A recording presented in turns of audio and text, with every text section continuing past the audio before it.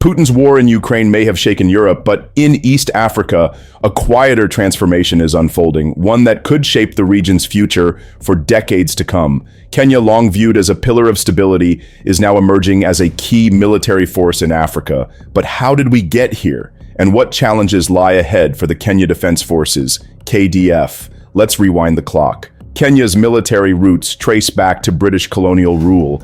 During World Wars I and II, thousands of Kenyan soldiers served under the King's African Rifles, often on brutal fronts far from home. When independence arrived in 1963, the new Kenyan state inherited not just territory, but a structured, disciplined military. The KDF was born from the ashes of colonialism, initially focusing on internal stability and border security.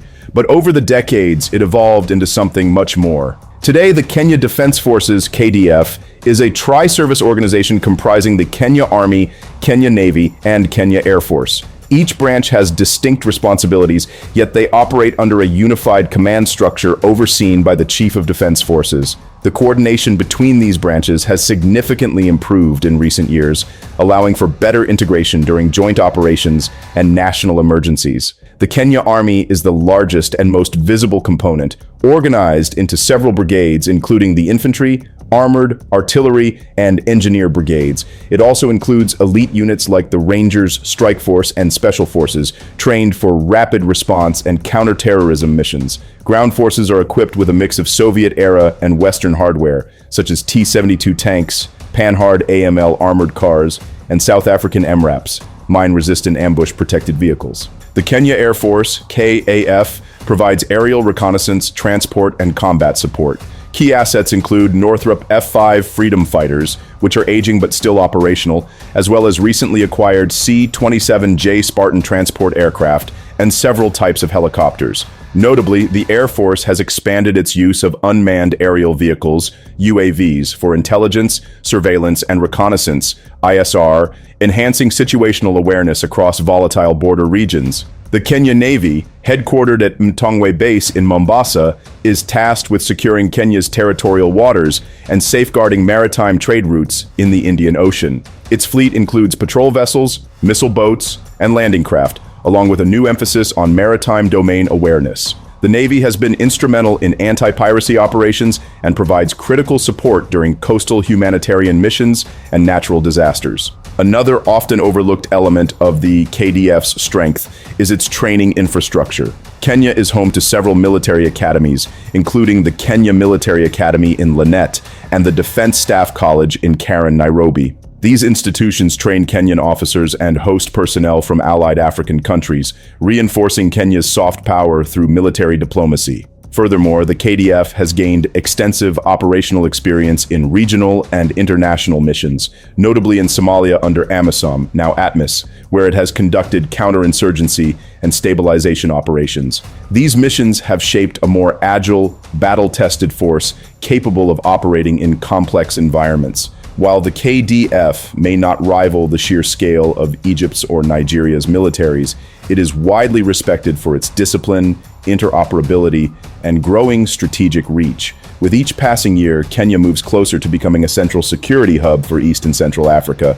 But Kenya's military ascent is far from smooth. Despite regional strength, the KDF faces budgetary constraints that limit modernization. In 2023, Kenya's military budget stood at just under $1.2 billion, less than 1.2% of GDP.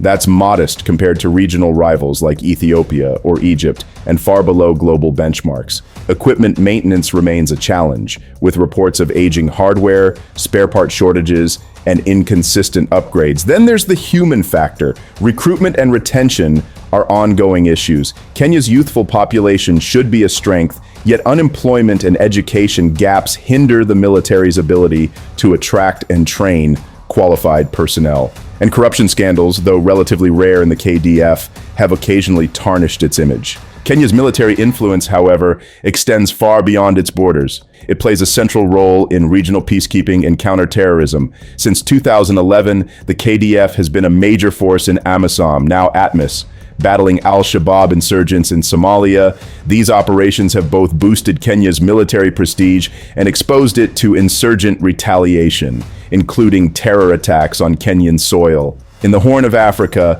Kenya is a stabilizing force. It regularly participates in multinational exercises, intelligence sharing with Western allies, and joint operations with regional partners like Uganda and Ethiopia. Its partnership with the U.S. has been especially crucial, providing counter-terror training, intelligence tools, and drone surveillance support.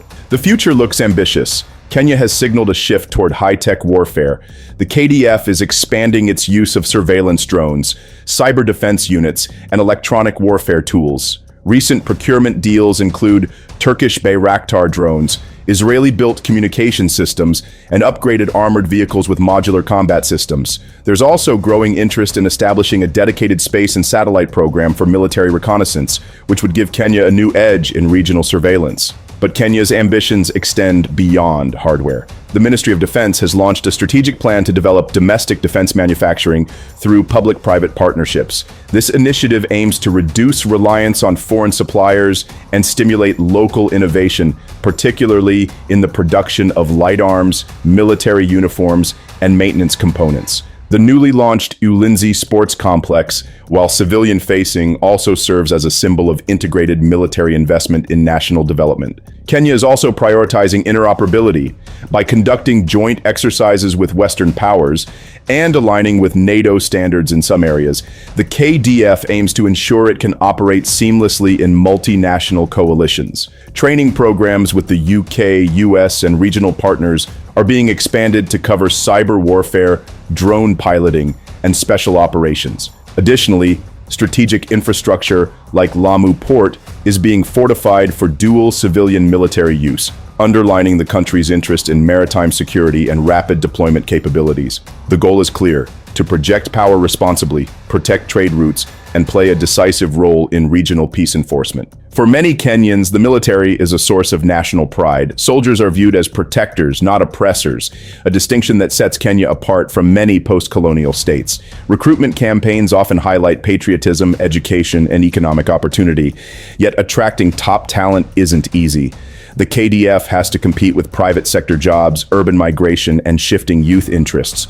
Recent efforts have included outreach in rural areas, better pay, and increased benefits for veterans and their families. Still, long-term success depends on convincing Kenya's next generation that the uniform offers not just a job, but a future. Kenya's military may not have the firepower of global giants, but its story is one of steady growth, smart diplomacy, and strategic relevance. In a region often racked by instability, the KDF offers a model of professional conduct, regional engagement, and forward-looking ambition. As threats evolve and alliances shift, Kenya finds itself at a crossroads. Will it double down on modernization and regional leadership, or will internal and fiscal pressures slow its ascent? One thing is certain: Kenya is no longer just watching history unfold, it's preparing to shape it.